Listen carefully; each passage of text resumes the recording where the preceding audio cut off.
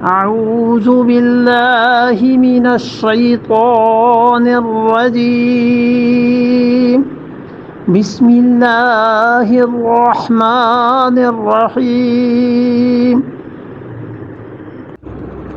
ونزع يده فإذا هي بيضاء للناظرين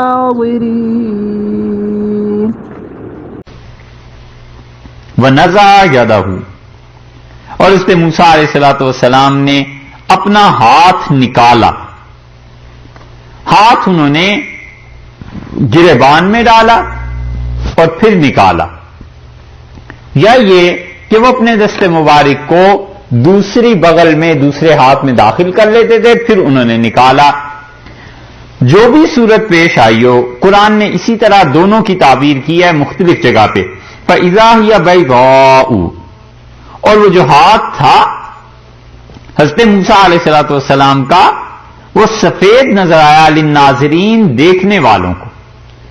اور سفیدی ہی نہیں، اس میں ساتھ ساتھ چمک بھی پیدا ہو گئی تھی. قرآن نے ایک جگہ اس کے الفاظ زیادہ کیے ہیں اس ہاتھ کے متعلق، وہ دیکھیے آپ سورہ طٰہٰ میں.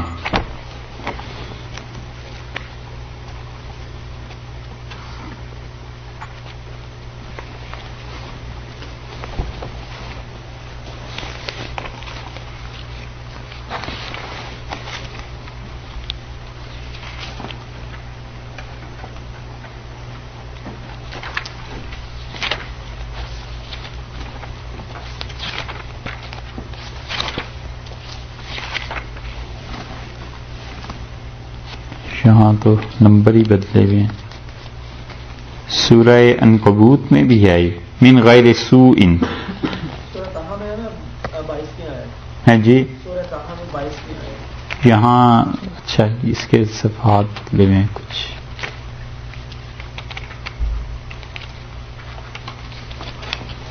طٰہٰ میں آیت نمبر 22 جی 16واں پارہ سورہ طٰہٰ اور آیت نمبر 22 سے بھی پہلے دیکھ لیجیے. 19 نمبر آیت. قالا فرعون نے کہا القیہا یا موسیٰ، موسیٰ اس کو ڈال دے اس لاٹھی کو. فالقاہا، حضرت موسیٰ علیہ السلام نے اسے ڈالا. فاذا ہی حیۃ تسعیٰ، وہ سانپ تھا جو دوڑتا ہوا. جی صحیح، اللہ نے فرمایا، ہم نے کچھ اور کہا نہیں. قال القیہا یا موسیٰ، اللہ تعالیٰ نے فرمایا ڈال دے اس کو اے موسیٰ علیہ السلام. فالقاہا، بس انہوں نے پھینکا جب اس لاٹھی کو. فاذا ہی حیۃ تسعیٰ، ایک سانپ بن گیا جو دوڑ رہا تھا. وہاں ثعبان آ گیا، یہاں حیہ آ گیا. اللہ تعالیٰ نے کیفیت بھی بیان کر دی، اور یہ کہ اژدہا تھا، موٹا سانپ تھا. قال خذھا، اللہ تعالیٰ نے فرمایا اسے پکڑ لے. ولا تخف، اور ڈرو نہیں. سنعیدھا سیرتھا الاولی، اور ہم اس کو اس کے پہلی حالت پر لے آئیں گے. یہاں بیان ہو رہا ہے جب حضرت موسیٰ علیہ السلام کو رسالت ملی ہے، اور وہاں بیان ہو رہا ہے جب حضرت موسیٰ علیہ السلام فرعون کے دربار میں پہنچے تو وہاں پر ثعبان فرما دیا، یہاں حیہ فرما دیا. دونوں جگہوں کی حالت چونکہ مختلف تھی، قرآن نے الفاظ مختلف استعمال کیے. وَاضْمُمْ يَدَكَ إِلَىٰ جَنَاحِكَ، اور آپ اپنے بازو کو، اپنے ہاتھ کو اپنے بازو سے لگا کے دکھائیے انہیں. تخرج بیضاء، یہ نکلے گا سفید ہو کر. یعنی جب آپ کافروں کے پاس جائیں گے تو یہ معجزہ آپ دکھائیں گے. من غیر سوء، بغیر کسی برائی کے. یہ جو من غیر سوء کی قید یہاں لگائی ہے نا، یہ اصل میں بائبل کا رد ہے. معجزہ انہوں نے بھی ذکر کیا ہے، لیکن انہوں نے اسے اس طرح ذکر کیا ہے کہ حضرت موسیٰ علیہ السلام کا ہاتھ خراب تھا، وہ اسے چھپاتے تھے. اللہ نے من غیر سوء کہہ کے ان کا اصل میں رد کیا ہے. یہ ہے وہ چیز.